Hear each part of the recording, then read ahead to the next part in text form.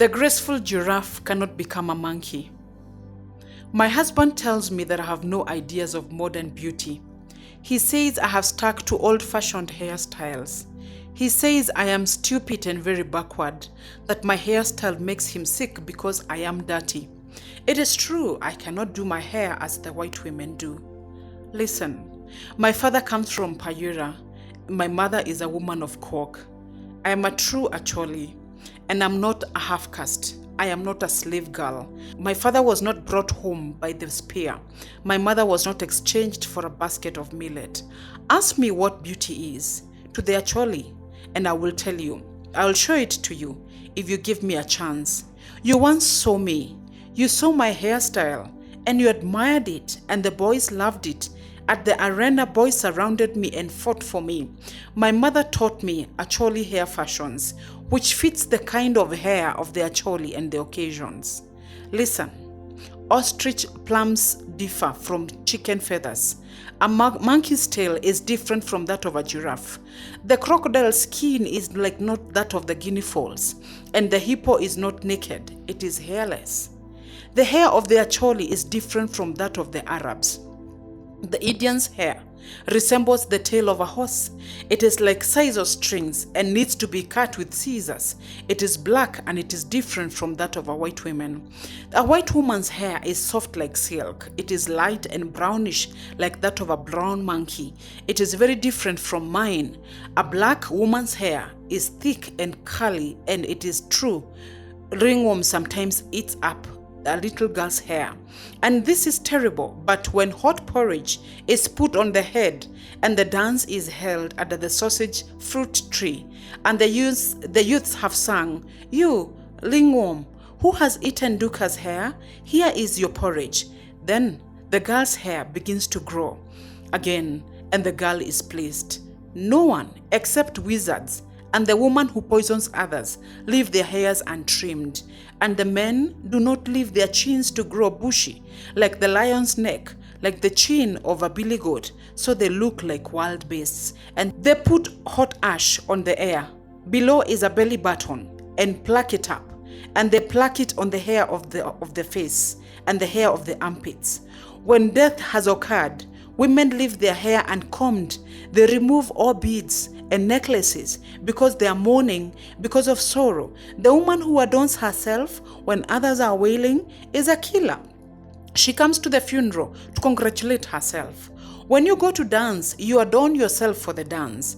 If your string skirt is ochre red, you do your hair with ochre, and you smear your body with red oil, and you're beautifully red all over.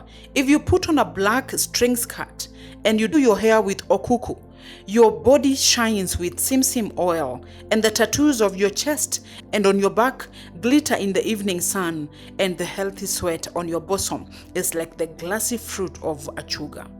Young girls whose breasts are just emerging smear shea butter on their bodies and beautiful oil from bull. The aroma is wonderful, and their white teeth sparkle as they sing and dance fast among the dancers like small fish in a shallow stream. Butter from the cow's milk or the fat from the edible rats is cooked together with lakura or achika. You smear it with your body today, and the aroma lasts until next day. And when you balance your head, a beautiful water pot or a new basket or a long naked jar full of honey, your long neck resembles the awiri spear.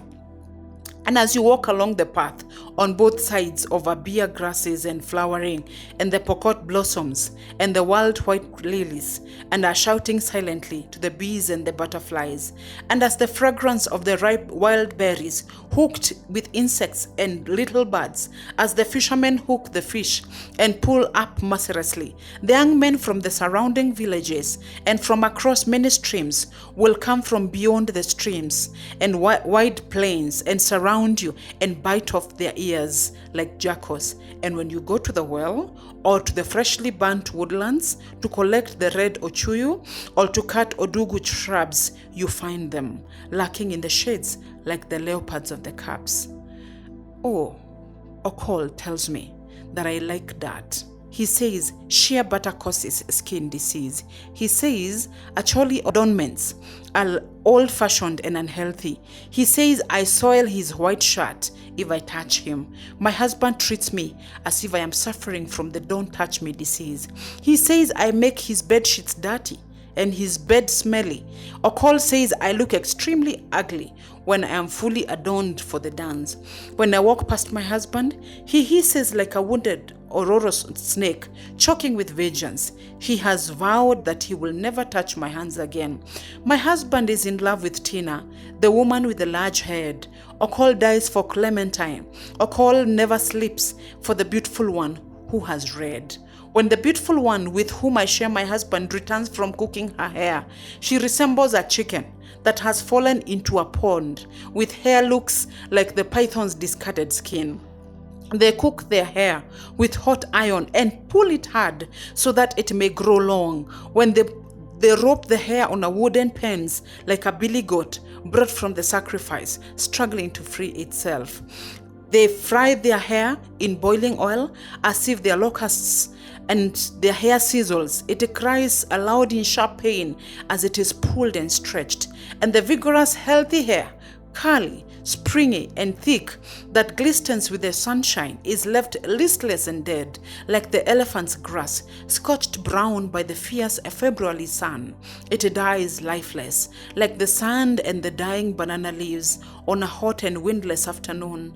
The beautiful woman with whom I share my husband smears black shoe polish on her hair to blacken it and to make it shine. She washes her hair with a black ink, but the thick undergrowth rejects the shoe polish and the ink, and it remains uncombed, yellow, grayish, like the hair of the gray monkey.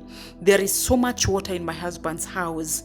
In my husband's house, cold water and hot water. You twist a cross like handle and the water gushes out, hot and steaming like the urine of an elephant. You twist another cross like handle and cold water, clean like the cooling fresh waters from the streams of Lotururu hills. But the woman with whom I share my husband does not wash her head. The head of the beautiful one smells like rats that has fallen into the fireplace. She uses powerful perfumes to overcome the strange smells as they treat the pregnant coffin of the different smells wrestle with one another, and the smells of the shoe polish mingles with them. Clementine has many handkerchiefs, beautiful handkerchiefs of many colors. She ties one on her head and covers up the rot inside.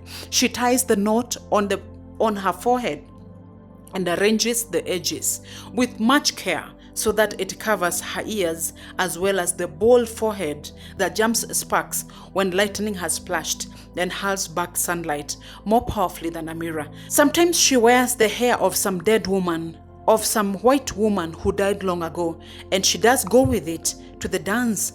What witchcraft! Shamelessly she dances, holding the shoulder of my husband, the hair of the dead woman on her head, the body of the dead woman decaying in the tomb. One night, the ghost of the dead woman pulled away her hair from the head of the wizards, and the beautiful one fell down and shook with shame. She shook as if an angry ghost of the white woman has entered her head. Okot, my friend, look at my skin. It is smooth and black, and my boyfriend, who plays the nanga, sings praises to it. I am proud of the hair with which I was born, and as no white woman wishes to do her hair like mine, because she's proud of the hair with which she was born. I have no wish to look like a white woman. No leopard would change into a hyena, and the crested crane would hate to be changed into a bald-headed, dung-eating vulture. The long, naked, and graceful giraffe cannot become a monkey. Let no one uproot the pumpkin.